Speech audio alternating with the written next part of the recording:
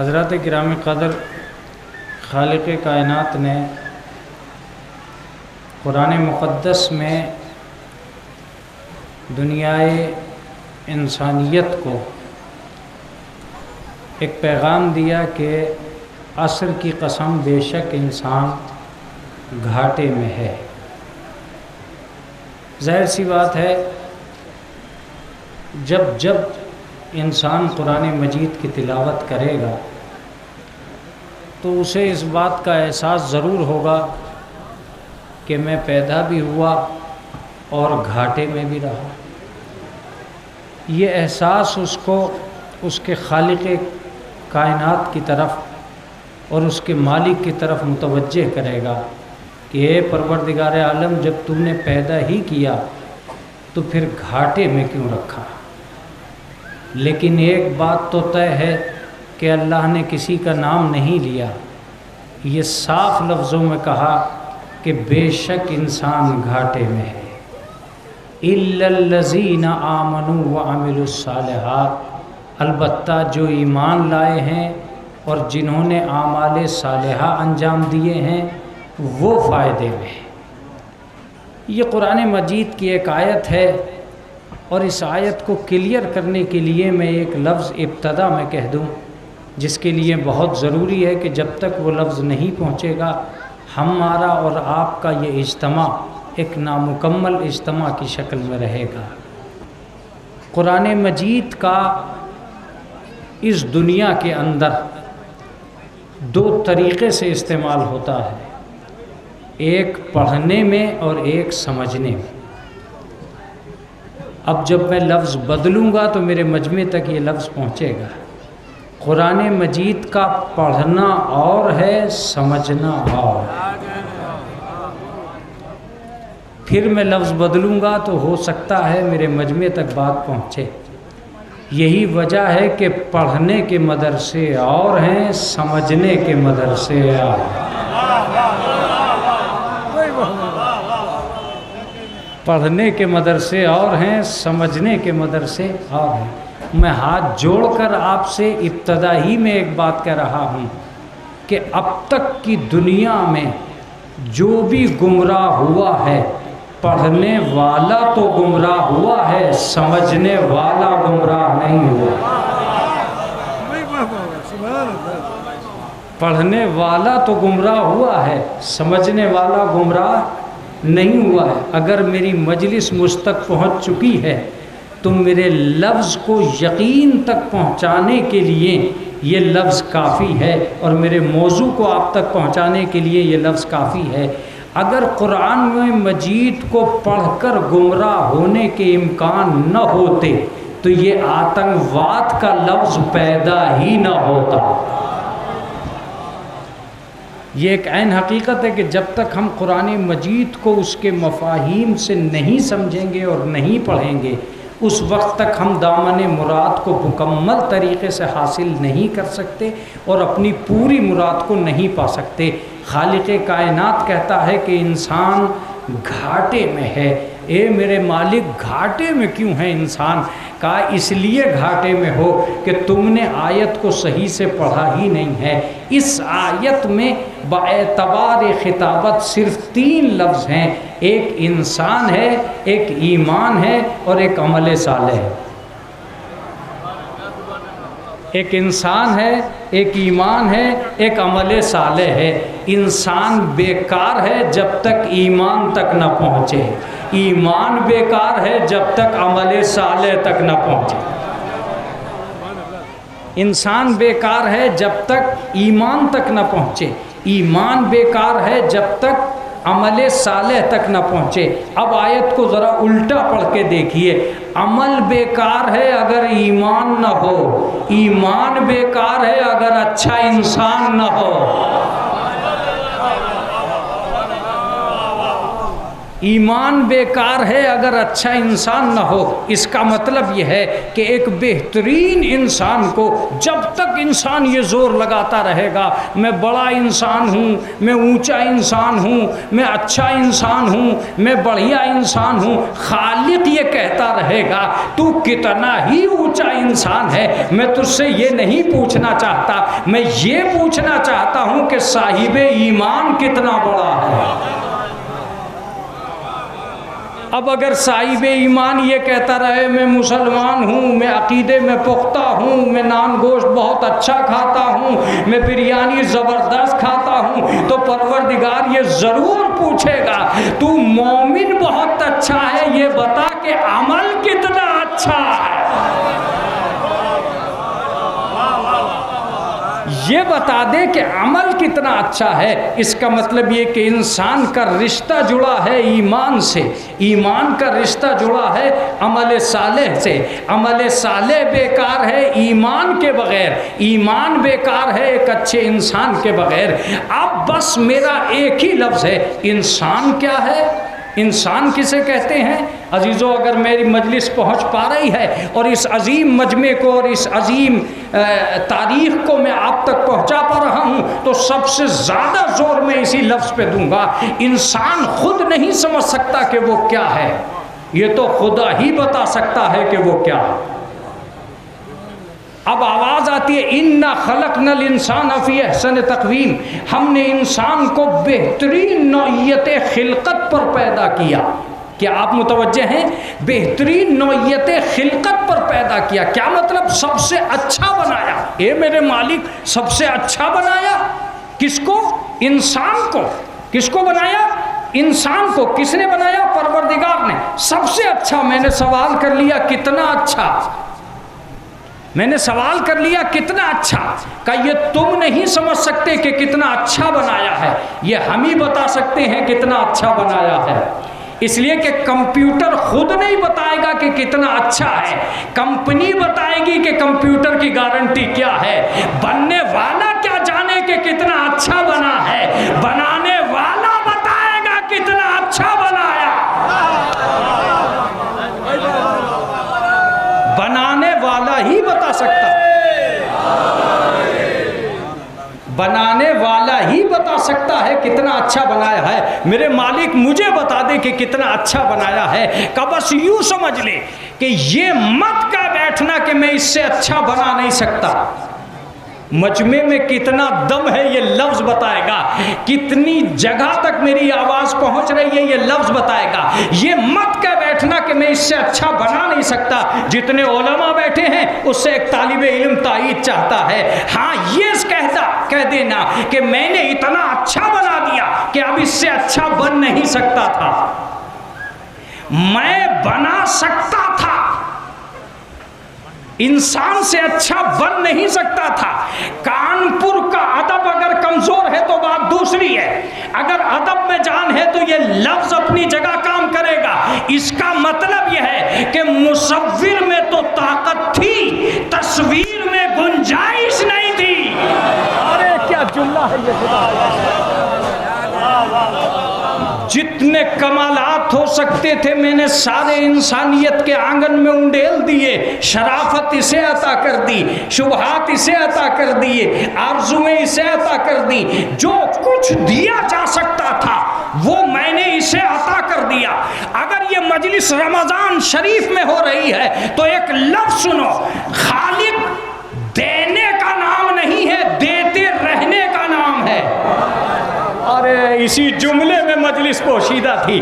پروردگار دینے کا نام نہیں ہے، دیتے رہنے کا نام ہے. عطائے حیات بھی اسی کے نام ہے، بقائے حیات بھی اسی کے نام ہے. میرے لفظوں میں دم نہیں تھا کہ میں اس لفظ کو مکمل کر دوں. تمہاری سماعت میں طاقت ہے کہ اس لفظ کو مکمل کرو. دینے کا نام پروردگار نہیں ہے، دیتے رہنے کا نام، دیتے رہنے کا نام. اس لیے کہ اگر ہم دے کے بھول جاتے تب بھی تو تم زندہ نہ رہتے. ارے کیا جملہ ہے جو رائے گا جا رہا ہے. ہم آنکھیں دے کے بھول جاتے تو بصارت کو برقرار کون رکھتا. ہم خون دے کے بھول جاتے تو لہو کی کی حرارت کو برقرار کون رکھتا؟ ہم دماغ دے کے بھول جاتے تو فکر کے چراغ کون جلاتا؟ ہم دل دے کے بھول جاتے تو دھڑکن کو برقرار کون رکھتا؟ جملہ ہے یہ خدا کی قسم. اب تم تک میری باتیں پہنچ رہی ہیں، تم تک میری باتیں پہنچ رہی ہیں. بغیر کسی تمہید کے مجلس سنو. دل دینا کمال نہیں ہے، دھڑکن کا دینا کمال ہے، دماغ دینا کمال نہیں ہے، فکر کا باقی رکھنا کمال ہے، خون کا دینا کمال نہیں ہے، خون میں روانی کا برقرار رکھنا کمال ہے. اور ہم دیتے بھی اس طرح ہیں. اگر دل زیادہ دھڑکنے لگے تو کیا ہوگا؟ خون زیادہ روانی پکڑ جائے تو کیا ہوگا؟ اس کا مطلب یہ ہے کہ دینا کمال نہیں ہے، تول کر دینا کمال ہے.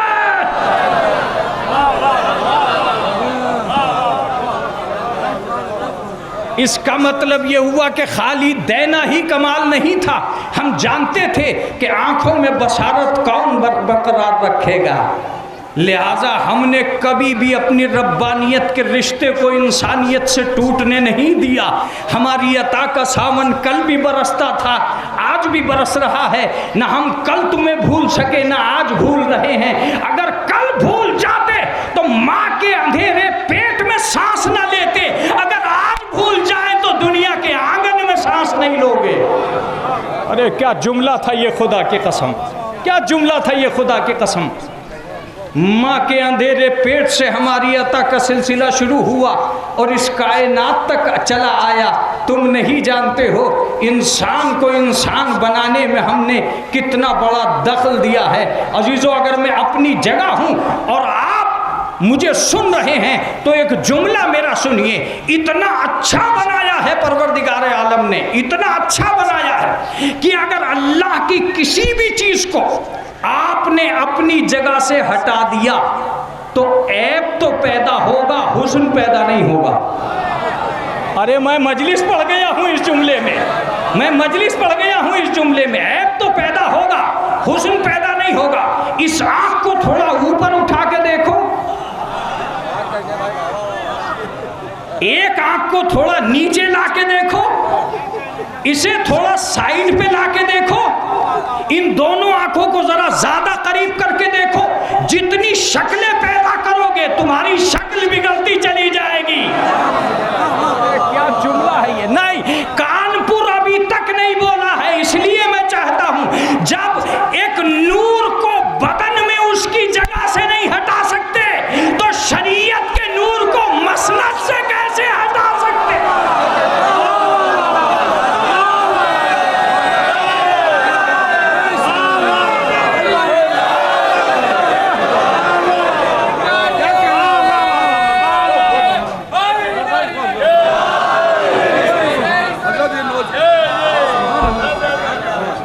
مسند سے کیسے ہٹا سکتے ہو؟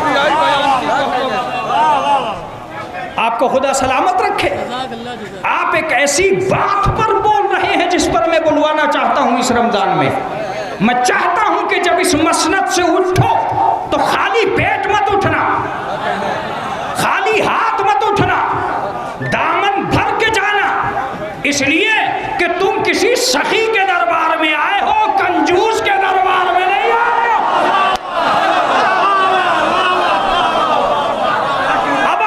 جاگ گئے ہو تو جملہ سنو، تم جاگ چکے ہو اس رات میں تو جملہ سنو. حسین نے اپنی قوم کو لٹانا سکھایا ہے، لوٹنا نہیں سکھایا ہے.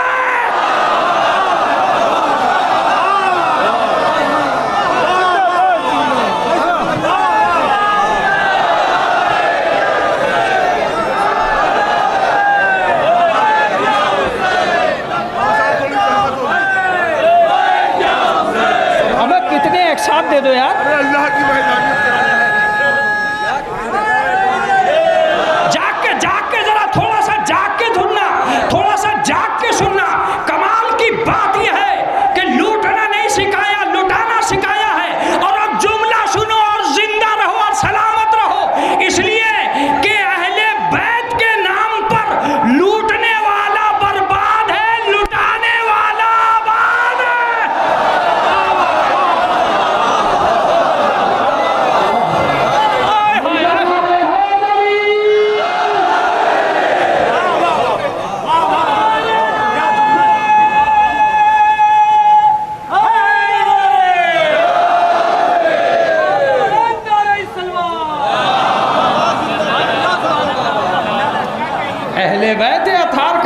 ہے یہ اہل بیت اطہار کا معاملہ ہے، یہ پنجتن پاک کی دنیا ہے، یہاں سنبھل کے قدم رکھنا۔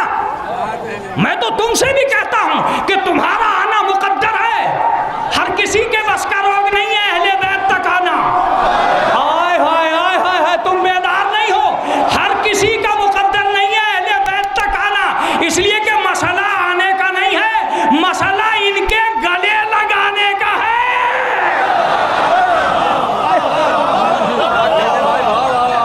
مسئلہ آنے کا نہیں ہے، مسئلہ یہ ہے کہ حسین بھی تو سب کو نہیں مانتے،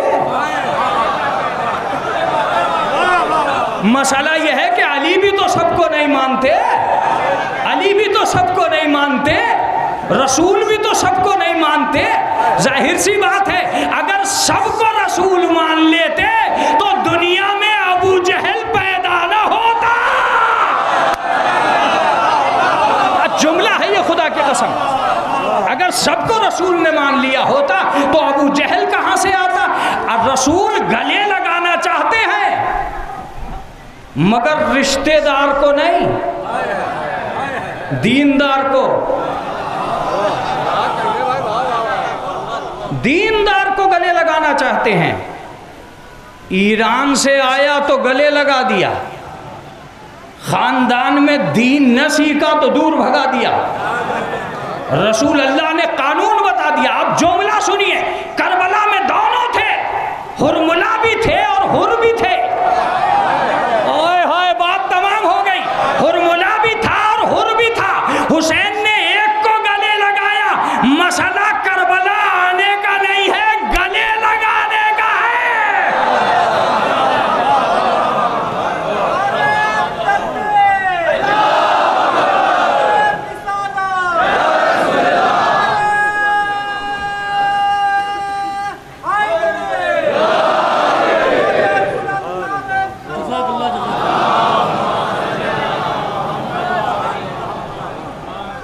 پروردگار آواز دیتا ہے کہ ہم نے تمہیں کیا بنایا؟ انسان بنایا۔ انسان کون؟ لقد کرمنا بنی آدم، جس کے سر پہ خود ہم نے تاج کرامت رکھا۔ اس کا مطلب یہ کہ کتنا اچھا بنا ہے انسان، کتنا بہتر بنا ہے انسان۔ عزیزو آپ چونکہ حسین سنتے ہیں اس لیے حسین سنانے میں مزہ آتا ہے۔ ایک آنکھ بنوانے کی خاطر جب اسپتال کے چکر پہ چکر لگے تب پتہ چلا کتنا بڑا ہے وہ معبود جس نے دو آنکھیں دی ہیں اور دونوں میں بصارت برقرار رکھی ہے۔ جب اسپتال کے باہر آئے تب پتہ چلا کہ جس آنکھ سے پٹی ہٹی اب پتہ چلا جو اصلی ہے وہ اور ہے، جو نقلی ہے نہیں نہیں نہیں نہیں، تم نے پہچانا نہیں۔ تم ہزار مرتبہ یہ کوشش کرنا، جس کے ایک نقلی دانت لگا ہو اس سے پوچھنا کہ نقلی میں کیا فرق ہے اور اصلی میں کیا فرق ہے، نوالا دبتے ہی بتا دے گا اصلی کون سا ہے، نقلی کون۔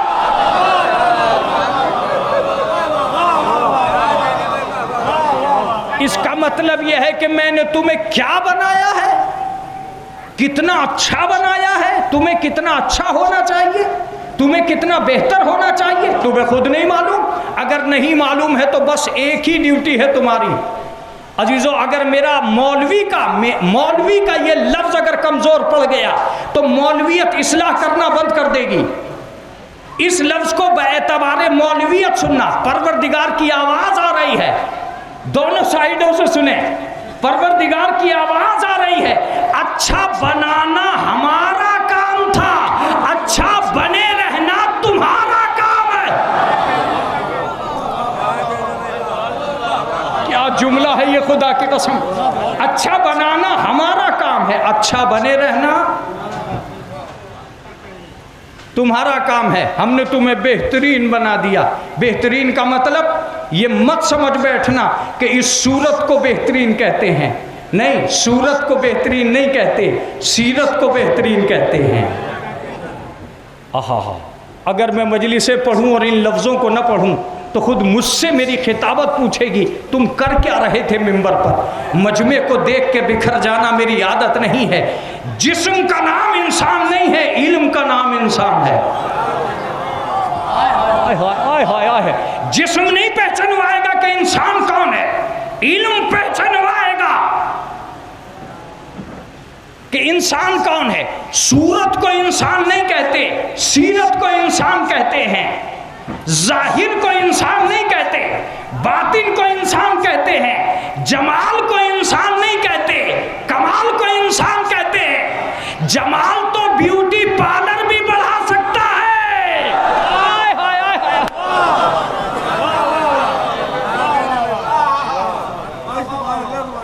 جمال کا اگر تعلق ہے تو جمال کو تو بیوٹی پارلر بھی بڑھا سکتا ہے۔ مگر سنو، ہم تو کہہ چکے تھے کہ علی قائد الغر المحجلین ہیں، علی چمکتے ہوئے چہرے والوں کے امام ہیں۔ چمکتے ہوئے چہرے والوں کے امام ہیں علی، ہم کہہ چکے تھے۔ میں نے کہا مولا کیا مطلب، جو بیوٹی پارلر سے نکل کے آئے آپ اسی کے امام ہیں؟ کہا تو نہیں جانتا، دو چیزوں کا نام خوبصورتی ہے، ایک کا نام صورت ہے اور ایک کا نام نورانیت ہے۔ ارے میں تو جملہ کہہ گیا خدا کی قسم، نورانیت ہے۔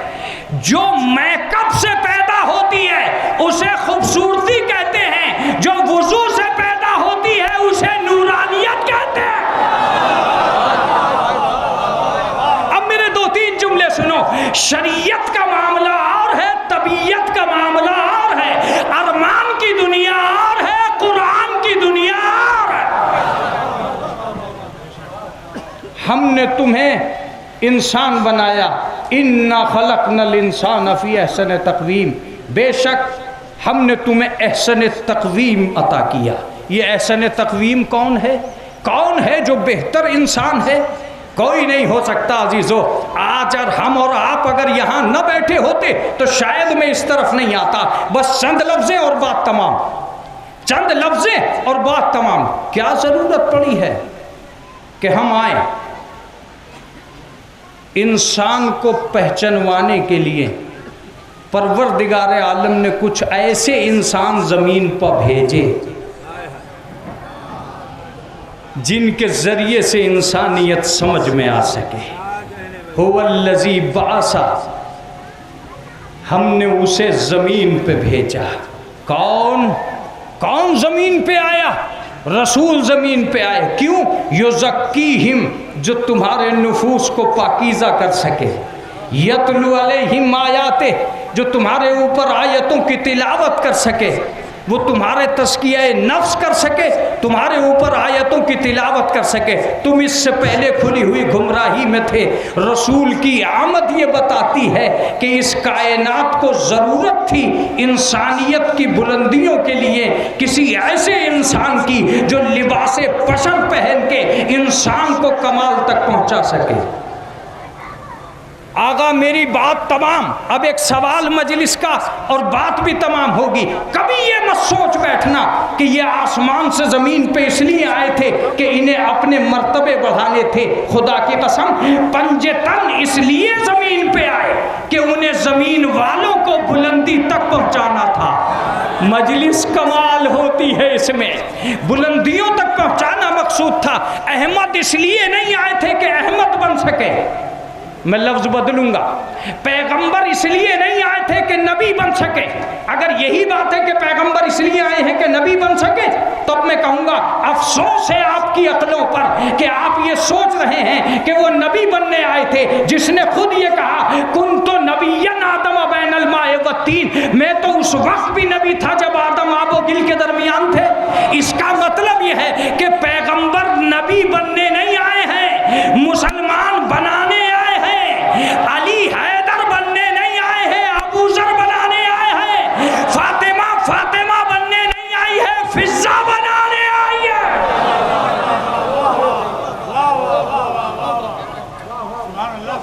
یہ کسی بھی طرح محتاج کمال نہیں ہے۔ اگر یہ محتاج کمال ہوتے تو انہیں زمین پر بھیجنا ایک مقصد تھا۔ کیا بھری ہوئی مجلس مجھے سن رہی ہے؟ ان کا کمال تھا فضیلتیں عطا کرنا، ان کا کمال تھا بلندیاں دینا۔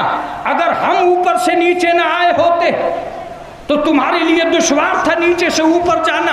اس کا مطلب یہ کہ ہم اوپر سے نیچے اترے تاکہ تم بلندیوں کو حاصل کر سکو۔ یا رسول اللہ آپ تو معراج پہ گئے، ہم کب جائیں گے؟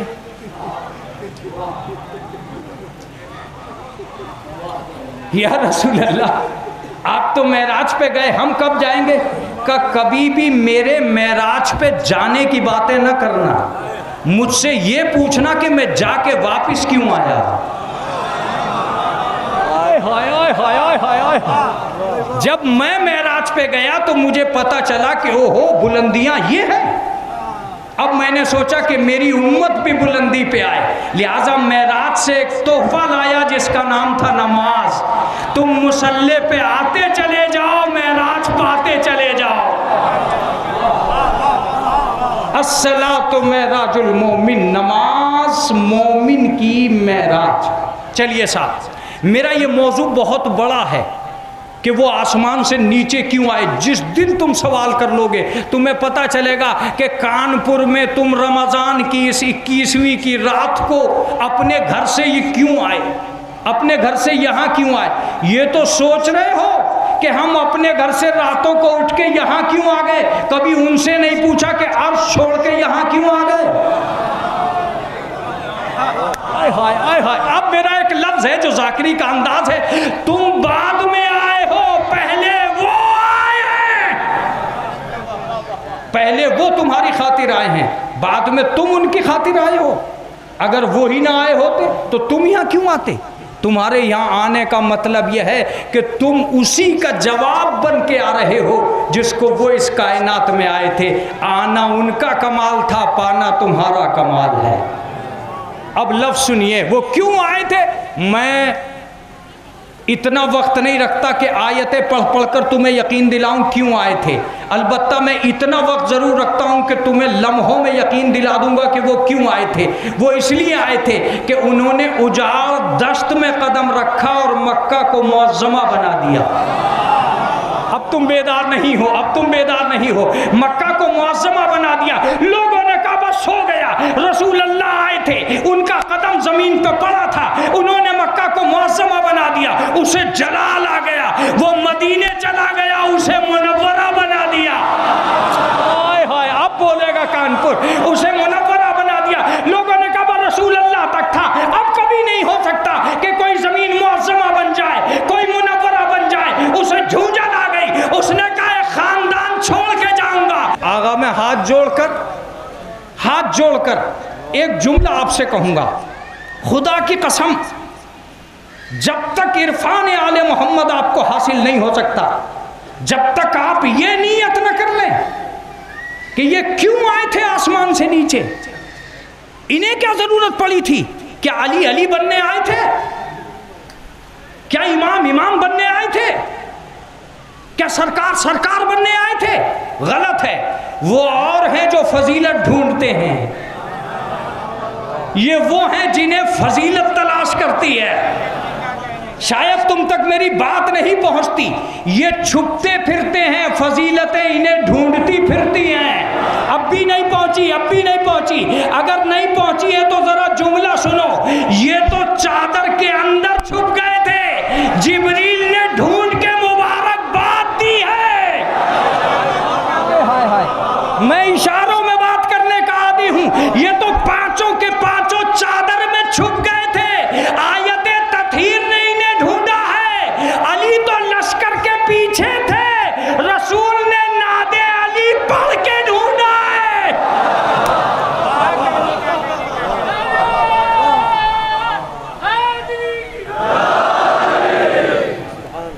ایسا نہیں ہے، وہ اور لوگ ہوتے ہیں جو فضیلت کی تلاش کرتے ہیں، یہ کسی بھی طرح فضیلت کے متلاشی ہو کر زمین پہ نہیں آئے تھے۔ ذرا سوچو تو صحیح، جو زمین پر قدم رکھ دے اس کی تقدیر بدل دے، تو اگر وہ دل میں قدم رکھ دے، آپ بیدار نہیں ہیں، خدا کی قسم آپ بیدار نہیں ہیں، اس لیے مجھے یہ لفظ کہنا پڑ رہا ہے۔ حسین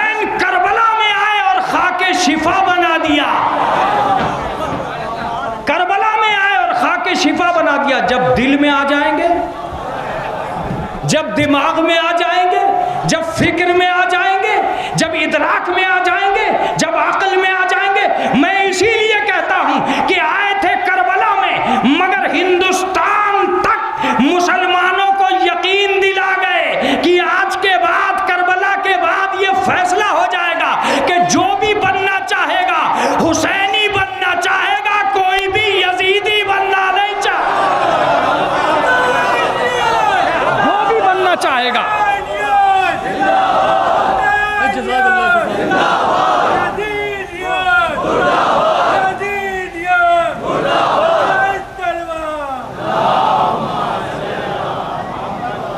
لہذا پروردگار عالم نے ایک زندگی کی دولت تقسیم کر دی اور اتنی قیمتی زندگی دی کہ انسان سے بڑا اس دنیا میں کوئی نہیں تھا. جب نہیں تھا تو اب ایک ہی چیز رہ گئی تھی کہ کوئی تو ہو جو نمونہ حیات بن کر ہمارے درمیان آ جائے، نمونہ حیات بن کر ہمارے درمیان آ جائے. لہٰذا پروردگار عالم نے نظام ہدایت، آخری چیز کی طرف جا رہا ہوں، نظام ہدایت انسانی کی خاطر اللہ نے دو چیزیں پیدا کی. ایک کا نام قرآن رکھا، دوسرے کا نام معصوم رکھا. اب اگر لفظ سنبھال سکتے ہو تو سنبھال لینا اور اسے یادگار بنا دینا آج کی رات کو. دو چیزیں رکھی، ایک قرآن جسے کتاب کہا جاتا ہے، اور ایک معصوم جسے ہادی اور رہبر کہا جاتا ہے. قرآن اس لیے بھیجا تاکہ ہدایت کے الفاظ مل سکے، معصوم اس لیے بھیجے تاکہ ہدایت کا کردار مل سکے. جو قرآن میں دیکھتے چلے جاؤ، ان سے سمجھتے چلے جاؤ. اسی لیے پروردگار عالم نے اس کائنات کو ایک فیصلہ کن منزل دے دی کہ راستہ دکھانے کا نام ہے قرآن اور منزل تک پہنچانے کا نام ہے معصوم. ہو گئی بات. معصوم کون؟ معصوم دو شکلوں میں آئے. ایک کا نام اللہ نے نبی رکھا، دوسرے کا نام امام رکھا. چلیے صاحب، آج کی یہ مجلس کیوں ہو رہی ہے؟ 21 رمضان المبارک ہے. کانپور کی اس عظیم مجمع کی دنیا سے ساری دنیا تک ہم ایک پیغام پہنچانا چاہتے ہیں کہ لفظ امام خود میں اتنا بلند ہے کہ اگر دنیا تک پہنچ گیا تو امت کا کوئی آدمی نہیں ہوگا جو امامت کے بغیر رہ سکے. امام کسے کہتے ہیں مولانا؟ میں اپنے بچوں سے ہاتھ جوڑ کے کہتا ہوں کہ آج کے بعد اس مجلس کو وہ بھولیں گے نہیں. امام کون ہے؟ میں نے کہا کبھی کبھی ڈکشنری سے بھی پوچھ لیا کرو کہ اس کے لغت میں معنی کیا ہیں. جب میں نے ڈکشنری سے پوچھا تو خدا کی قسم جو امامت کے معنی تھے وہی امام کے معنی تھے. تم سنو اور سلامت رہو. امام یعنی کیا؟ امام عربی سے امام کے لفظ سے بنا ہے. امام کا ترجمہ ہوا آگے. اس میں جانتا ہوں مجلسی مجمع بھی بیٹھا ہے. امام یعنی آگے. میں نے کہا بھائی ذرا اور کھولو. کہا مولانا جو آگے ہو وہی امام ہے. جو آگے ہو تم سلامت رہو. جو آگے ہو وہی امام ہے. جو پیچھے رہ جائے اب بھی نہیں سمجھ میں آیا، اب سمجھ میں آئے گا. جو جس کے آگے ہو اس کا امام ہے. اب بھی سمجھ میں نہیں آیا. اگر جماعت کے آگے ہے تو جماعت کا امام ہے، اگر کائنات کے آگے ہے تو کائنات کا امام ہے. اب بات سمجھ میں آئی نا. آگے والا امام ہے جو جس سے آگے ہو. اس کا مطلب یہ ہے کہ جو صف میں آگے ہو وہ امام، جو سب میں آگے ہو وہ امام، جو برکت میں آگے ہو وہ امام، جو سخاوت میں آگے ہو وہ امام، جو عدالت میں آگے ہو وہ امام، جو طہارت میں آگے ہو وہ امام، جو شجاعت میں آگے ہو وہ امام، جو ولایت میں آگے ہو وہ امام. کمال یہ ہو کہ حق پیچھے چلتا ہو وہ آگے چلتا.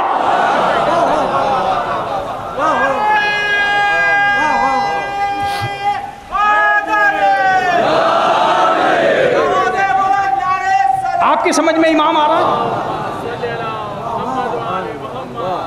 امام اگر امام کا لفظ اگر آپ کی سمجھ میں آ گیا لغت اور ڈکشنری کے اعتبار سے، تو اب میں کتاب ہے الروضۃ فی فضائل امیر المومنین، مؤلف ہیں شاہجہاں جبریل، وہ اس لفظ کو لکھتے ہوئے امامت کے بیان کو، فی فضائل امیر المومنین کتاب ہے، اس لفظ کو لکھتے ہوئے لکھتے ہیں کہ جو جس سے آگے ہے وہ اسی کا امام ہے۔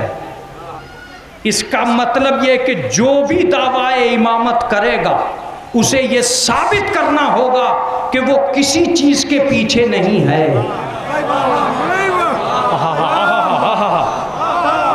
بھائی دیکھیے خدا کی قسم آپ نے اتنے اچھے انداز سے سنا تو میرا بھی دل خوش ہو گیا۔ جو کسی بھی چیز کے پیچھے رہ جائے، اسی لیے رسول نے یہ فرمایا تھا خیبر میں علم اسے دوں گا جو بڑھ بڑھ کے حملے کرے گا۔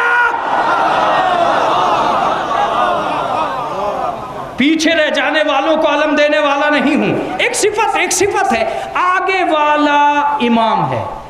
میں نے کہا جی یہ تو میں سمجھ گیا کہ آگے والا امام ہے۔ فی فضائل امیر المومنین جو لکھتے ہیں وہ لکھتے ہیں کہ رسول اسلام نے ایک دعا کی، اللہم ادر الحق ہے سما دار، پروردگار حق کو ادھر ادھر پھیر دے جدھر جدھر علی پھرے۔ آئے ہائے آئے ہائے آئے ہائے آئے ہائے، ہو گئی ہے مجلس مگر تم چپ بیٹھے ہو۔ حق پہ چلنا اور ہے، حق جدھر چلے وہ اور ہے۔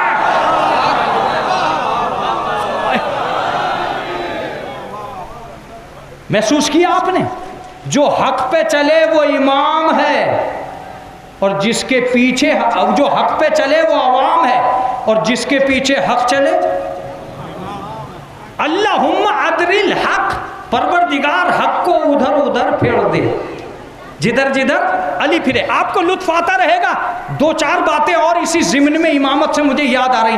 کہا مولانا اب بھی کچھ سمجھ میں نہیں آئی بات، امامت کون ہے، امام کون ہے؟ میں نے کہا یار روزانہ امام صاحب کے پیچھے نماز پڑھتے ہو، تمہاری سمجھ میں امام ہی نہیں آیا۔ کہا مولانا وہ کیسے؟ میں نے کہا یار یہ 2 رکعت کا بتائے گا کائنات کا امام کون ہے، یہ 2 رکعت کا امام ہی بتا دے گا کائنات کا امام کون ہے۔ میں نے اس 2 رکعت والے سے کہا جی آپ کو یہ احساس کیسے ہوا کہ آپ امام صاحب ہیں؟ کہا مولانا اس لیے ہوا کہ میں آگے کھڑا ہوں، اگر میں پیچھے کھڑا ہوتا تو میں معموم ہوتا، میں آگے کھڑا ہوں۔ میں نے کہا اس کا مطلب یہ کہ جو آگے ہو وہی امام ہے، تو اب کوئی ایسا لاؤ جو پوری کائنات سے آگے ہو۔ آپ بیدار ہیں خدا کی قسم، جو پوری کائنات سے آگے ہو کوئی ایسا لا۔ میں نے ایک انگریز سے کہا کہ بھیا امام اسے کہتے ہیں جو آگے ہو، تو انہوں نے کہا کیا مطلب؟ کہا کوئی ایسا نہیں ہے دنیا میں جو محتاج نہ ہو۔ میں نے کہا سن، محتاج کائنات اور ہیں، مولائے کائنات اور ہیں، خدا تمہیں سلامت رکھے۔ محتاج کائنات اور ہوتے ہیں، مولائے کائنات۔ کا پاگل ہے، دنیا محتاج ہے، اس دنیا میں جو بھی آیا ہے وہ محتاج ہے۔ میں نے کہا کس کا محتاج؟ کا سب وقت کے محتاج ہیں۔ میں نے وقت سے پوچھ لیا تو کس کا محتاج ہے؟ اس نے کہا میں سورج کا محتاج ہوں۔ میں نے کہا اگر کوئی ایسا آ جائے جو سورج کو اشاروں پہ نکال دے، اگر کوئی ایسا آ گیا جو سورج کو اشاروں پہ چلا دے، کہا پھر تو وہی امام ہے۔ میں نے کہا اس کا مطلب یہ ہے کہ علی معجزہ نہیں دکھلا رہے تھے سورج نکالنے کا، اپنے امام ہونے کا اعلان کر رہے تھے۔ کیا جملہ آ گیا ہے بیچ میں، سنو اسے کہتے ہیں۔ میں نے کہا کہ بھئی یہ 2 رکعت والے کو پکڑے رہو، یہ صحیح سے بتا سکے گا امام کون ہے۔ میں نے کہا مولانا تمہاری امامت کے معنی کیا ہے، تمہاری امامت کی تفسیر کیا ہے؟ کہ میری امامت کی پہلی تفسیر یہ ہے کہ میں جب تک نہیں جھکوں گا یہ نہیں جھکیں گے، جب تک میں نہیں سجدے میں جاؤں گا یہ نہیں جائیں گے، جب تک میں سر نہیں اٹھاؤں گا۔ میں نے کہا تم صاف کیوں نہیں کہتے کہ جو اشاروں پہ چلا دے وہی امام ہے؟ ارے جملہ ہوا ہے مگر آپ چپ بیٹھے ہیں۔ جو اشاروں پہ چلا دے وہی امام ہے، وہی امام ہے، وہی امام ہے۔ یہی وجہ تھی کہ علی نے پیڑ کو کہا کہ آ جا تو آ گیا، چلا جا تو چلا گیا۔ سے کہا قریب آ جا تو آ گیا، درخت سے کہا چلا جا تو چلا گیا، دیوار سے کہا جھک جا تو جھک گئی، سیدھی ہو جا تو سیدھی ہو گئی۔ تمہیں تعجب ہو رہا ہے نا، تمہیں تعجب ہو رہا ہے کہ یہ جھوٹے فضائل تو نہیں پڑھ رہے، میں کبھی جھوٹے فضائل نہیں پڑھتا۔ اللہ جسے معصوم بناتا ہے اسے طاقت بھی دے کے بھیجتا ہے۔ آئے ہائے آئے ہائے، نہیں جملہ پہنچا۔ اللہ جسے معصوم بناتا ہے اسے طاقت بھی دے کے بھیجتا ہے۔ جب لاٹھی نے چاہا اژدہا بن گئی، جب اژدہے نے چاہا لاٹھی بن گیا۔ اوئے ہائے اوئے ہائے، خدا کی قسم اب میں کس منزل پہ آ گیا ہوں۔ جب اژدہے نے چاہا لاٹھی بن گیا، جب لاٹھی نے چاہا اژدہا بن گیا۔ اے میرے مالک یہ کیا ہو رہا ہے؟ کہ تو نہیں دے جانتا، تم اگر سلامت ہو تو یہ جملہ سنو، ہم اپنے معصوموں کو اپنی طرف سے اسلحہ بھیج بھیج کے پہچنواتے ہیں۔ کسی کو عصا دے کے پہچنوایا، کسی کو ذوالفقار دے کے پہچنوایا۔ اما کون انکار کرے گا؟ خدا کی قسم کون انکار کر سکتا ہے اس دنیا میں؟ میں ایک کتاب لکھ رہا ہوں امامت، اس کتاب میں نے 17 صفات لکھے ہیں اس بات کے کہ اللہ نے پرانے معصوموں کو تنزیل کے مطابق پہچنوایا اور مستقبل کے معصومین کو تعویل کے مطابق پہچنوایا۔ ہر دور میں پہلے پیغمبر کو جو طاقتیں دی تھی دوسرے معصومین کو وہی طاقتیں دی۔ تو امام سمجھ میں آیا؟ کہا صاحب سمجھ میں تو آ گیا مولانا، لیکن تھوڑی سی مجھے یہ اور بتا دیجئے کہ کیا واقعاً یہ اشاروں پہ چلا کر ہی امام ہے؟ میں نے کہا بھائی فی الحال تو مجھے ایسا ہی لگ رہا کہ چونکہ اس کی اتباع کر رہے ہیں یہ، اس لیے یہ امام ہے، اسی لیے یہ امام ہے۔ کہا صاحب یہ تو بات بہت اچھی ہو گئی کہ یہ امام ہے۔ میں نے اس سے کہا، میں نے کہا جی سنو آپ کی طاقت کیا ہے؟ کہ کوئی بھی آدمی اگر میرے خلاف گیا تو اسے ثواب نہیں ملے گا۔ ارے میں نے مجلس پڑھ دی خدا کی قسم، میں نے کہا آج پڑھاؤ تم نماز، ہم تمہارا غرور توڑیں گے۔ تم یہی تو کہہ رہے ہو ہم تم سے پہلے سجدہ کریں گے، ہم تم سے پہلے رکوع کریں گے، ہم تم سے پہلے قرات کریں گے، ہم تم سے پہلے قیام کریں گے۔ رمضان میں کچھ زیادہ ہی نمازیں پڑھی جاتی ہیں، رمضان میں کچھ زیادہ ہی نمازیں پڑھی جاتی ہیں، اس لیے ہر آدمی جانتا ہے کہ پہلے رکوع۔ میں نے مولوی صاحب سے مصافحہ کیا، میں نے کہا آج آپ کا غرور ٹوٹ گیا۔ کہا کیسے غرور ٹوٹ گیا؟ میں نے کہا میں آپ سے آگے آگے چل رہا تھا، میں نے آپ سے پہلے سجدہ کیا، میں نے آپ سے پہلے رکوع کیا، میں نے آپ سے پہلے قیام کیا۔ مسکرا کے فرمایا کہ میری صحت پہ کوئی اثر نہیں پڑا، تو جماعت سے نکل گیا۔ مجلس تو ہوئی ہے، تو جماعت سے نکل گیا۔ اس کا مطلب یہ ہے جس نے علی کو نہیں مانا وہ امت سے نکل گیا۔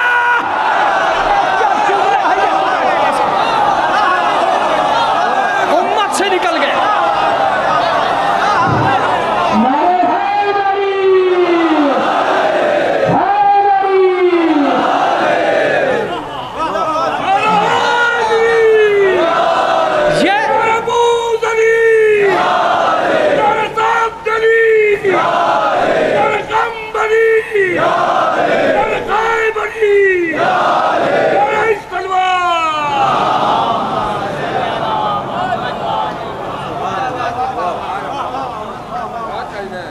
یہ حق ہے، یہ حق ہے، یہ امام کا لفظ یہ بتا رہا ہے، امام کا لفظ یہ بتا رہا ہے کہ جس نے اسے نہیں مان۔ چلیے یہ تو آپ کو بڑی معمولی سی لگ رہی ہوگی یہ بات، میں کتابوں میں گھس جاؤں تھوڑی سی دیر کے لیے چاہے میری مجلس کہیں بھی چلی جائے۔ علی علیہ السلام کا کمال یہ ہے کہ وہ امت کا بیٹا نہیں ہے، امت کا باپ ہے۔ ارے مجلس تو ہو گئی ہے۔ 2 حدیثیں سناؤں گا آگا۔ ایک جناب عمار یاسر سے منسوب روایت ہے، ابو ایوب کہتے ہیں، ابو ایوب کے حوالے سے، ابو ایوب کی روایت وہ کہتے ہیں جناب عمار سے کہ جناب عمار نے فرمایا کہ رسول اسلام نے فرمایا حق علی علی المسلمین کما حق والد علی ولدہ، علی کا حق مسلمانوں پہ ایسے ہی ہے جیسے ایک باپ کا حق بیٹے پر۔ ہائے ہائے، تم لطف نہیں لے رہے، خدا کی قسم تم لطف نہیں لے رہے اس حدیث کا۔ اس لطف کا کیوں نہیں لے رہے؟ میں ایک لفظ آپ سے پوچھوں گا، باپ کون ہے؟ بیٹا کون ہے؟ باپ نام ہے احترام مسلسل کا، ہائے ہائے ہائے، بیٹا نام ہے اطاعت مکمل کا، ہائے ہائے ہائے ہائے ہائے۔ اگر شفقت کر رہا ہے تو باپ ہے، اور اگر اطاعت کر رہا ہے تو بیٹا ہے۔ اما میں کہہ رہا ہوں کہ دوسری حدیث، یا علی انت و انا ابوا هذه الامہ، اے علی تم اور میں اس امت کے دو باپ ہیں۔ تمہیں باپ مل رہے ہیں نا جلدی جلدی؟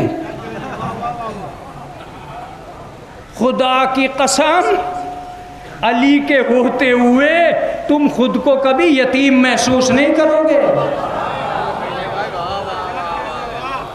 یہ جو 21 رمضان میں تم علی کے نام پہ جمع ہو گئے ہو، احسان مانو کہ علی نے تمہیں آئیڈینٹی دے دی ہے کہ میں امت کا باپ ہوں۔ آئے ہائے آئے ہائے آئے ہائے، خود حضرت علی علیہ السلام کا جملہ سنیے، 3 باتیں ایسی ہیں اگر میں کہوں تو سچا، دوسرا کہے تو جھوٹا۔ حضرت علی کا فرمان مقدس ہے یہ، میں کہوں تو سچا، دوسرا کہے تو جھوٹا۔ حضرت علی فرماتے ہیں سنو، میں تمہارے نبی رحمت کا بھائی ہوں، وابن عمہ ہی اور اس کے چچا کا بیٹا ہوں، وہ ابو سبتین اور سبتین کا باپ ہوں۔ اب فضائل ہیں خدا کی قسم۔ یہ 3 باتیں بتائیں کہ اگر میں کہوں سچا، دوسرا کہے جھوٹا۔ اس کا مطلب یہ کہ حضرت علی علیہ السلام نے یہ کہا کہ میں امت کا باپ ہوں۔ باپ ہونے کی حیثیت سے بھی کوئی علی کا مقابلہ نہیں ہے، اب مجلس شروع ہو گئی ہے۔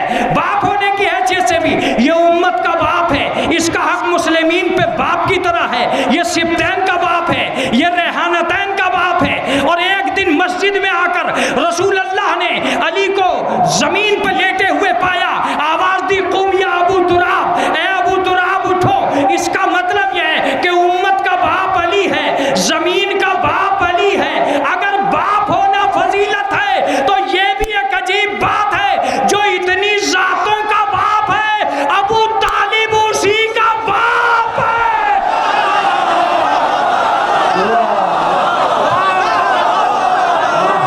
آج مجلس ہو کے رہے گی، جملہ سنو، نعرہ بعد میں لگانا، پہلے جملہ سنو۔ جب بھی کبھی ابو طالب کا نام لینا، یہ سوچ لینا وہ امت کے باپ کا بھی باپ ہے۔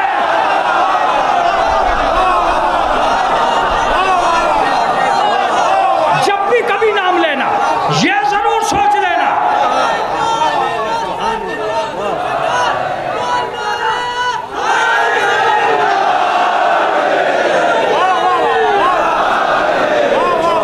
مجھ سے کسی نے کہا تھا کہ مولانا کیا وجہ تھی کہ شریعت اسلام میں دوسرے لوگوں نے مخالف ہو کر صرف علی ہی کے باپ کا مذاق اڑایا؟ میں نے کہا بیچارے اگر نہ اڑاتے تو کیا کرتے؟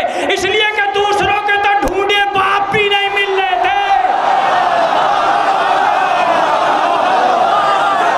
نہ ملاتے تو کیا کرتے؟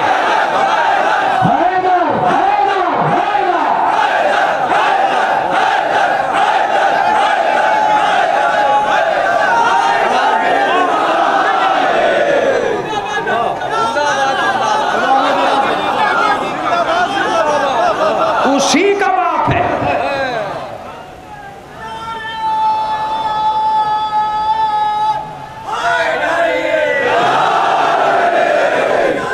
یہ حدیث کم ہے، یہ حدیث کم ہے۔ حق علی علی المسلمین، حق الوالد علی ولدہ، مسلمین پر علی کا حق وہی ہے۔ ایک باپ کا حق بیٹے پہ کیا ہے؟ جس دن بیٹا اطاعت نہ کرے اسی دن جہنمی۔ میں نے مولانا قبلہ و کعبہ علی عباس صاحب یہاں موجود ہیں، ان کے حوالے سے ایک مسئلہ بیان کرتا ہوں جو یہ شریعت میں بیان کرتے رہے ہیں، اور تم سلامت رہو اور اس رات کا لطف لے لینا۔ میں نے ان سے پوچھا کہ مولانا باپ کس پاور کو کہتے ہیں؟ کہا سن قمر سلطان، باپ میں بڑی پاور ہے۔ میں نے کہا کتنی پاور؟ میں تو یہ دیکھ رہا ہوں کہ بیچارے بیٹوں کے سامنے ہاتھ جوڑے کھڑے۔ کہا نہیں نہیں نہیں، باپ میں بڑی پاور ہے، اللہ نے اسے بڑی طاقت دی ہے۔ میں نے کہا کیا طاقت دی ہے؟ کہا سن، دونوں شکلوں میں بیٹے کا نقصان ہے، باپ کا نہیں۔ جملہ سنیے گا، پھر اس کے بعد جتنی داد چاہے گا اتنی دیجیے گا۔ اگر کہیں باپ نے بیٹے کو گھر سے نکال دیا تب جہنمی، اور اگر کہیں بیٹے نے جلال میں آ کر باپ کو گھر سے نکال دیا تب بھی جہنمی۔ دونوں باتیں سن لی، باپ نے بیٹے کو گھر سے نکال دیا تب بھی بیٹا جہنمی، بیٹے نے باپ کو گھر سے نکال دیا تب بھی بیٹا جہنمی۔ دونوں صورتوں میں نقصان کس کا ہوا؟ باپ کا، بیٹے کا، باپ کا تو نہیں ہوا۔ شاید اسی لیے رسول اللہ علی کو امت کا باپ بنا کر گئے تھے۔ مجلس ہو گئی، مجلس ہو گئی ہے، صرف تطبیق باقی ہے۔ یا علی، یا رسول اللہ، کیوں امت کا باپ بنا کے جا رہے؟ کہ جس نے اسے چھوڑ دیا وہ بھی جہنمی، اور جسے علی نے چھوڑ دیا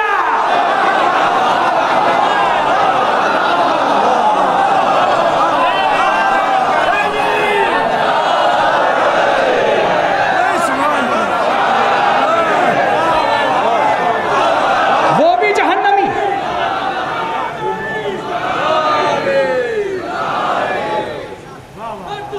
اس کا مطلب یہ ہے، اس کا مطلب یہ ہے کہ اس کائنات کو، ایک جملہ سنو جی، کانپور کی وہ عظیم قوم جو یہاں بیٹھی ہے، خدا کی قسم اگر دشمنوں کو یہ پتہ نہ ہوتا کہ اس قوم کے پاس علی کا نعرہ ہے تو اب تک یہ تم پہ حملہ کر دیتے۔ ارے میرا جملہ سنو، خدا کی قسم یہ اب تک تم پہ حملہ کر دیتے۔ ایک بچے سے میں نے پوچھا تو علی ہی کا نعرہ کیوں لگاتا ہے؟ کہ مولانا اس نعرے کو لگا کر ہی دل میں جوش آ جاتا ہے، اما جس کے نعرے کی یہ طاقت ہے خود اس میں کتنی طاقت ہے۔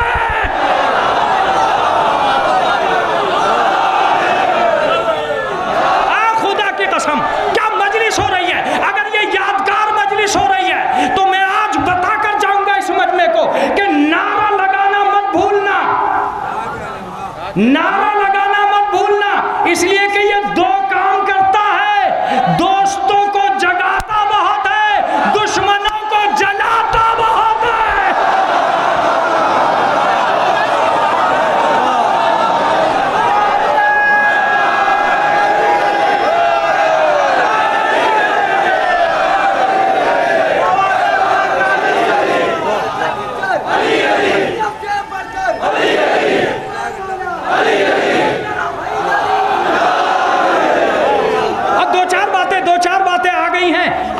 تو میں سناتا سنوں۔ تیجانی السماوی ثم تدیتو ہو، کتابیں یاد آئیں؟ اگر کتابیں یاد آ گئی ہیں تو جملہ سنو۔ یہ کہتے ہیں کہ مسلمانوں کے دو دشمن ہیں اور دو ہی ہتھیار مسلمانوں کے پاس موجود ہیں۔ کیا جملہ کہا ہے خدا کی قسم! دو دشمن ہیں، ایک باہر کا دشمن، ایک اندر کا دشمن۔ اندر کے دشمن کو سمجھ گئے نا تو؟ اندر کا دشمن وہ ہوتا ہے جو اندر سے پریشان کرتا ہے، باہر کا دشمن وہ ہوتا ہے جو باہر سے حملہ کرتا ہے۔ یہ کہتے ہیں کہ مسلمانوں کے دو ہی دشمن ہیں، ایک باہر کا دشمن، ایک اندر کا دشمن، اور رسول اللہ نے ہتھیار بھی دو ہی دیے ہیں، دو ہی اسلحے اس کے پاس ہیں، ایک نعرہ حیدری، ایک نعت علی۔ آئے ہائے آئے ہائے! کہتے ہیں باہر کے دشمن کو نعت علی مار ڈالے گی، اندر کے دشمن کو نعرہ حیدری مار ڈالے گا۔ منافقت کا خاتمہ ہوتا ہے منافقت کا اگر علی کا نام ہوتا ہے۔ یا علی حب کا تقوی والایمان، بغض کا کفر و نفاق۔ اے علی تیری محبت تقوی ہے اور ایمان ہے، تیرا بغض کفر ہے اور نفاق ہے۔ النظر الی وجہ علی ابن ابی طالب عبادت، علی کے چہرے کی طرف دیکھنا عبادت ہے۔ ذکر علی عبادت، علی کا ذکر عبادت ہے۔ حب علی حسنۃ لا یضر معها سیئۃ، علی کی محبت وہ نیکی ہے جس کے ہوتے ہوئے کوئی برائی نقصان نہیں دے سکتی۔ تم نے غور سے سن لیا تو اب ایک اور حدیث سنو جسے سوائق محرقہ تک نے ذکر کیا ہے۔ وہ حدیث تمہیں تحفے میں عطا کر رہا ہوں۔ لو اجتمعت الناس علی حب علی لما خلق اللہ النار، اگر لوگ علی کی محبت پہ جمع ہو جاتے تو خالق جہنم کو پیدا ہی نہ کرتا۔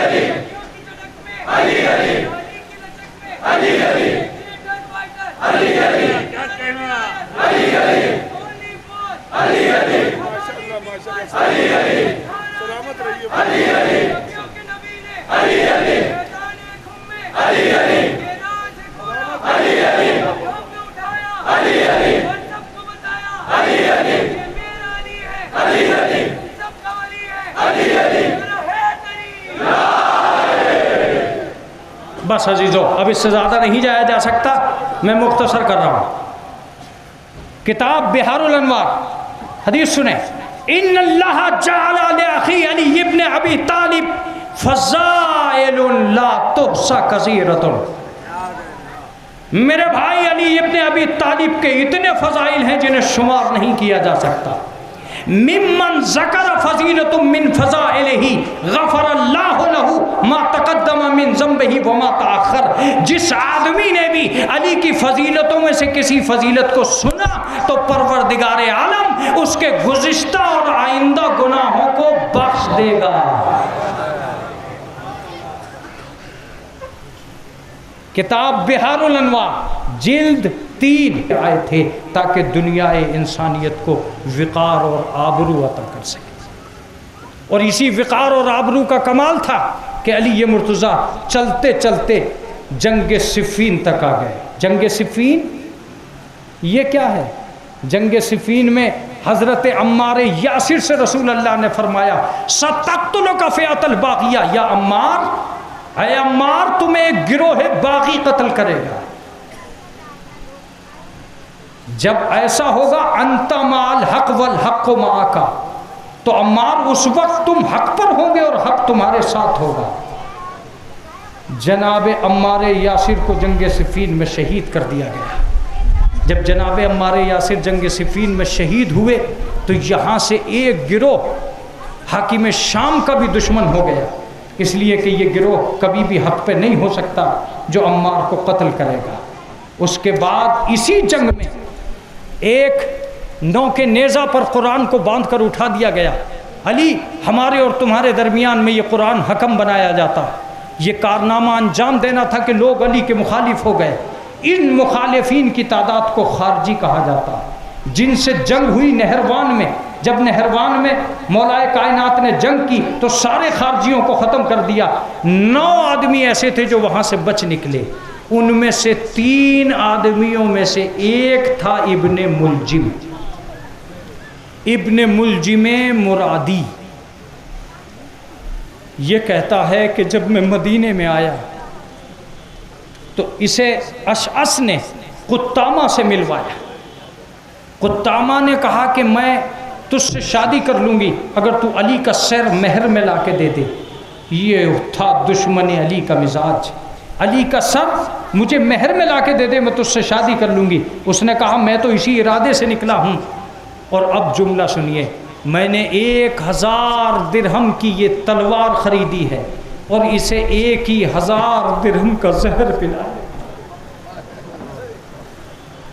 اشعث کے ساتھ، محمد بن اشعث کے ساتھ یہ شخص مسجد کوفہ میں داخل ہے۔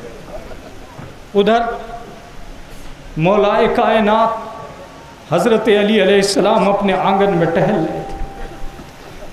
جناب ام کلثوم نے پوچھا بابا اس قدر بے چین ہونے کا کیا مطلب؟ کہا بیٹا میں آج اس کے سامنے حاضر ہوا چاہتا ہوں، رسول اسلام کی کہے ہوئے باتوں کا وقت آ چکا ہے۔ اتنے میں جناب امام حسن علیہ السلام تشریف لائے۔ جناب امام حسن سے پوچھا بیٹا وقت کتنا گزر گیا؟ کہا بابا رات کے 2 حصے گزر چکے۔ کہا بس ملاقات میں ایک حصہ باقی ہے۔ اجرکم اللہ، خدا تمہیں کسی غم میں نہ رلائے سوائے غم آل محمد کے۔ البتہ میں آپ سے یہ کہوں گا کہ تمہارے آنسوؤں سے ائمہ کو بڑا پیار۔ خود امام حسین فرماتے ہیں کہ تمہارے آنسو میرے زخموں کا مرہم ہے۔ چھٹے امام فرماتے ہیں کہ اگر ہمارے غم کو محسوس کر کے تمہاری آنکھوں میں مکھی کے پر کی برابر بھی آنسو آتا ہے تو ہم اس کا حق دیے بنا نہیں رہیں گے۔ جناب فاطمہ فرماتی ہیں کہ میں کسی بھی عزادار کو اس وقت تک جنت میں داخل نہیں ہونے دوں گی جب تک اس کے آنسوؤں کا بدلہ اسے نہ دلوا۔ عزیزوں میں اپنی مجلس کو تمام کر دوں گا اس جملے پہ۔ چھٹے امام فرماتے ہیں کہ ہمارے اجداد پہ رونے والوں کبھی گھٹ گھٹ کے نہ رونا، اس لیے کہ ہمارے اجداد کو تڑپا تڑپا کے مارا۔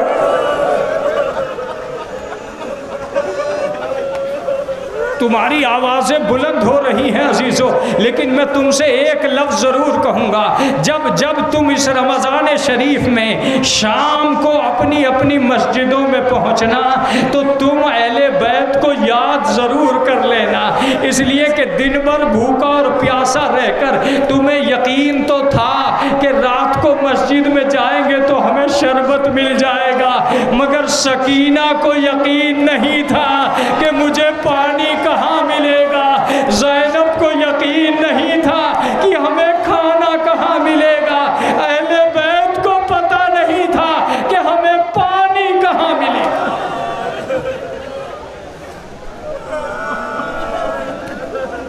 آج جب جلوس کو تم کاندھا دینا، جب تابوت اٹھانا، اس وقت یاد کرنا کہ کوفے میں وہ تابوت کیسے اٹھا ہوگا، کیسے اٹھا ہوگا وہ تابوت۔ میں تو کہتا ہوں کہ کوفے کی کم تعداد تھی جس کی وجہ سے آج پورا زمانہ 21 رمضان کو جب تابوت اٹھاتا ہے تو بازا آدمی ہاتھ بھی نہیں لگا پاتا ہے۔ اے میرے مولا وہ کیسا زمانہ تھا جب آپ کا جسم اقداس مسجد حنانہ کے پاس سے گزارا جا رہا تھا، تابوت آگے سے خود اٹھتا ہوا جا رہا تھا۔ امام حسن، امام حسین، حاجزو خدا تمہیں کوئی غم نہ دے سوائے غم مظلوم کے، مگر امام حسن نے مسجد میں کھڑے ہو کے کہا تھا خدا بندہ گواہ رہنا ہمیں رمضان میں یتیم کر دیا گیا۔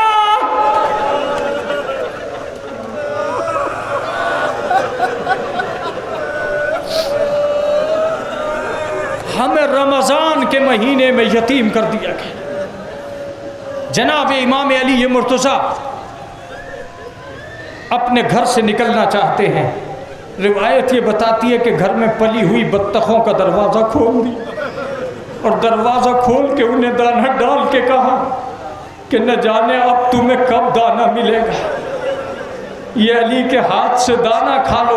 روایت یہ بتاتی ہے کہ ان پلی ہوئی بطخوں نے دانہ نہیں کھایا بلکہ مولا کی ابا کا دامن پکڑ کے کھڑی ہو گئی۔ بس جیسے ہی مولا نے یہ دیکھا کہ بطخوں نے میرا دامن پکڑ لیا ہے تو ایک مرتبہ بطخوں کو مخاطب کر کے کہا اگر پہچان چکی ہو تو علی کا دامن چھوڑو۔ یہ کہہ کے دروازے پہ آ گئے، زنجیر در دامن سے لپٹ گئی۔ علی نے دروازے پہ ہاتھ رکھ کے کہا اگر پہچان چکے ہو تو راستہ چھوڑ دو۔ زنجیر در نے راستہ چھوڑا، دنیا کا سب سے بڑا نمازی مسجد میں آیا۔ عزیزو تمہارے سننے پہ تعجب ہے، لیجئے امام وقت مسجد میں آئے۔ روایت یہ بتاتی ہے کہ گلدستہ اذان پہ کھڑے ہوئے، اذان دی، کوفے کے ہر گھر میں یہ آواز پہنچی، نمازیوں نے اپنی جگہ سے چلنا شروع کیا۔ علی علیہ السلام نے 2 رکعت نافلہ نماز کو پڑھنا شروع کر دیا۔ ابھی دوسرے سجدے سے سر اٹھا ہی رہے تھے کہ ابن ملجم نے تلوار ماری۔ تلوار کا لگنا تھا کہ ایک مرتبہ آواز گونجی، الا قد قتل امیر المومنین۔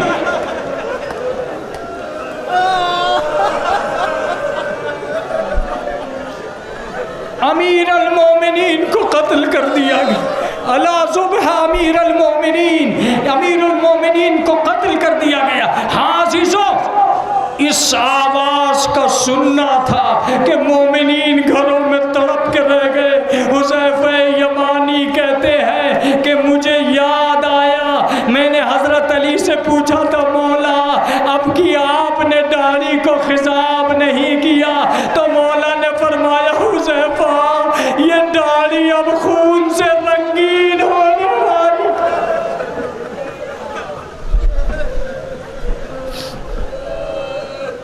روایت بتاتی ہے کہ جناب علی مرتضیٰ کے ضربت کا لگنا تھا۔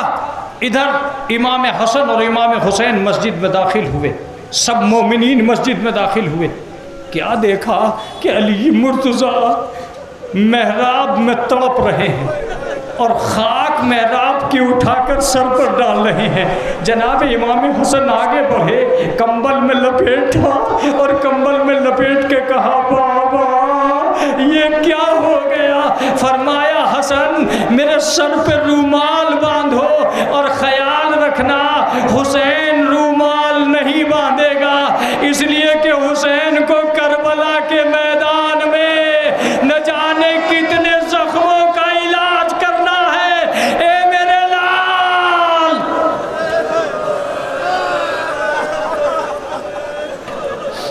جناب امام حسن نے سر پہ رومال باندھا، علی مرتضیٰ کو کمبل میں لپیٹا، ایک طرف بٹھایا، کہا حسن نماز پڑھاؤ۔ امام حسن نے نماز کو مکمل کیا، نماز پڑھائی اور نماز پڑھ کے پلٹے۔ روایت یہ بتاتی ہے کہ جناب علی مرتضیٰ کے منہ سے نکلا، جناب علی مرتضیٰ کے منہ سے نکلا، حسن مجھے سہارا دو، اس لیے کہ اب تمہارا باپ چل نہیں پا رہا ہے۔ اے میرے لال، زہر نے میرے بدن میں اثر کر دیا ہے۔ ادھر سے حضرت امام حسین، ادھر سے حضرت امام حسن نے سہارا دیا، لیکن روایت یہ بتاتی ہے کہ جناب علی مرتضیٰ نے ایک سوال کر لیا، اے حسن یہ بتاؤ عباس کہاں ہے؟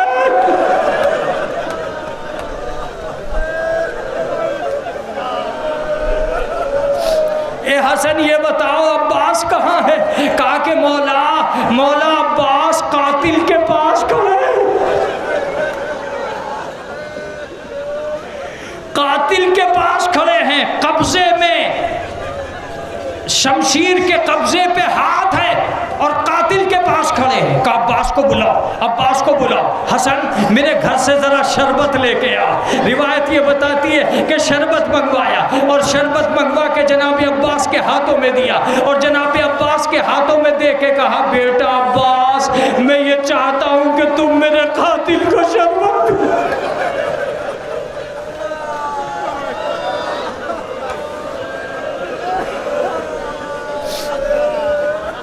جناب علی مرتضیٰ کو لے کر چلے، گھر کی طرف روانہ ہوئے۔ روایت یہ بتاتی ہے کہ پیچھے مومنین کا ہجوم تھا، ایک کثیر تعداد تھی جو علی مرتضیٰ کے پیچھے سر پیٹتی ہوئی آ رہی تھی۔ بس ایک مرتبہ ایک جگہ جا کر امام علی مرتضیٰ نے فرمایا، اے حسن ان سب سے کہہ دو یہاں سے واپس چلے جائیں۔ عزیزو میرے آخری جملے ہیں، ان سب سے کہہ دو یہاں سے واپس چلے جائیں۔ کہا بابا کیوں انہیں گھر تک آنے دیجئے؟ کہا کہیں ایسا نہ ہو مجھے قریب دیکھ کے زینب باہر نکل آئے، مجھے یہ منظور نہیں ہے کہ نامحرموں کی نظریں میری زینب پہ پڑ جائیں۔ میں کہوں گا مولا ارے یہی کوفہ ہے،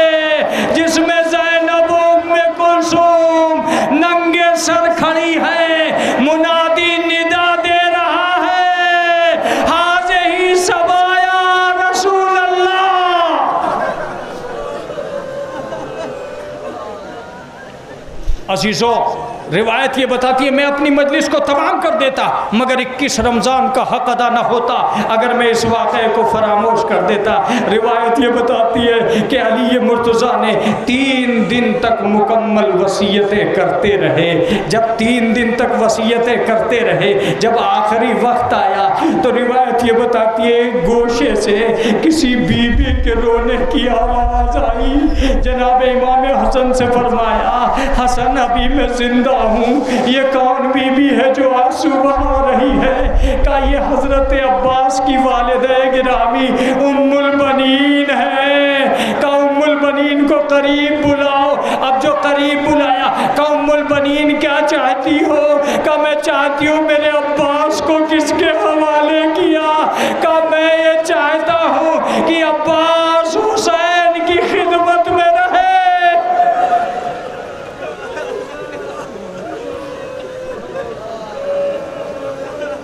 جنازہ گھر سے نکلا، مسجد کی دیواریں جھکنے لگی،